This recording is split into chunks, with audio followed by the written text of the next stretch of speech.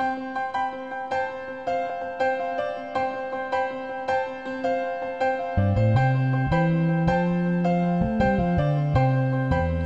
everyone, welcome to MS Learn Online. I'm Kate Milliken, your host for the third installment of our special three-part series on healthy living with MS, featuring multi-platinum country music star Clay Walker.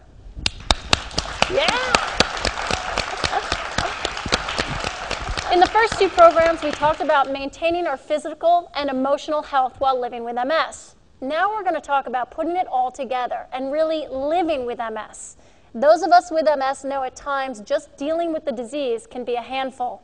So how do we fit all the stuff associated with MS into our daily lives? That's what we're going to talk about today.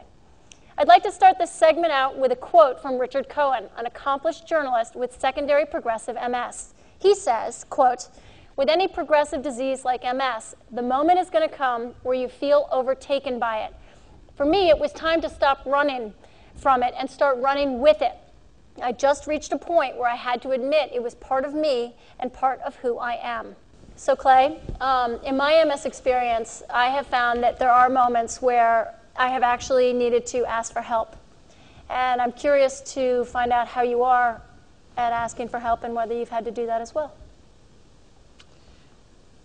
You know, I've been fortunate enough to have a really great doctor who, you know, relieving the anxiety of MS. The more you learn about it, the less afraid of it that you are. So, you know, I have to say that my doctor has been my support system as far as relieving my anxiety. My family, you know, my wife Jessica, you know, is my biggest support. Once I started running with it, as the quote that Richard Cohen said, I think I've never looked back. So there are times that people don't ask for help because they may not want somebody to know that they have MS. So Dr. Cobb, in your mind, when do you think it's best to tell family and friends that you have MS? I think it's important to start letting the people close to you know pretty soon, because the people who know you and love you can tell that something's going on even if you don't talk about it. And their imaginations will fill in the gaps. So I think for those who live with you and are involved very much in your daily life, you want to start to tell them pretty quickly. Once you're talking about people outside your very close circle, you have to think about how you want to convey information about yourself, how much you want to convey, and you really want to be prepared to deal with different people's responses. One of the tricks is that once that information's out there, you can't take it back. So I really encourage people to think carefully about why they want another person to know, how much they want them to know, and how they're going to teach them about MS. Clay, for you, what made you decide to go public? Oh, wow. Probably because of what Dr. Cobb just said, is the fact that I didn't want something to become evident if I ever reached a stage where it was physically evident that I had MS, and then someone think that it was something else, and start filling in the blanks, as the doctor said. You know, and I wanted to learn. So every concert I do, it seems like someone who comes through what we call our meet and greet line asks me, "Clay, what are you doing for MS? You know, when did it affect you?" All these questions. I'm like, why don't we just have a website that answers these specific questions about what is Clay doing? And it's a lot of the stuff that the folks here are doing. And I decided to make our foundation all about MS. And we wanted to answer those questions. So that's why we started Band Against MS. And I would say that it has helped a lot of people. And there's a lot of heroes out there that are dealing with this disease, and we want to also acknowledge those people, so we do that on our website. Let's go to the studio audience for Joe. Hi. My MS affects my cognitive abilities. I know it affects a lot of people's cognitive abilities, and I wondered if it affects yours. And if so, have you ever forgotten the words to your songs because of it? I don't forget words on stage.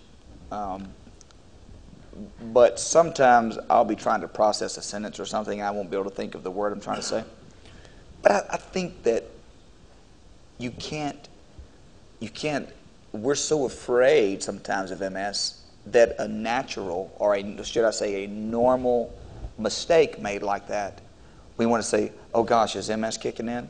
I'd love to ask Dr. Kolb a follow-up to that in light of your thoughts about tips for cognitive function and helping out. I think that the most important thing about cognitive function is to think about the ways you're functioning in your everyday life if you're noticing significant changes. And I don't mean the kinds of things that happen to every one of us. Sometimes we can't remember something or we can't come up with a word, but if you feel like your abilities at work or your abilities to function at home are changing, it's important to get some help to figure out what the problem might be.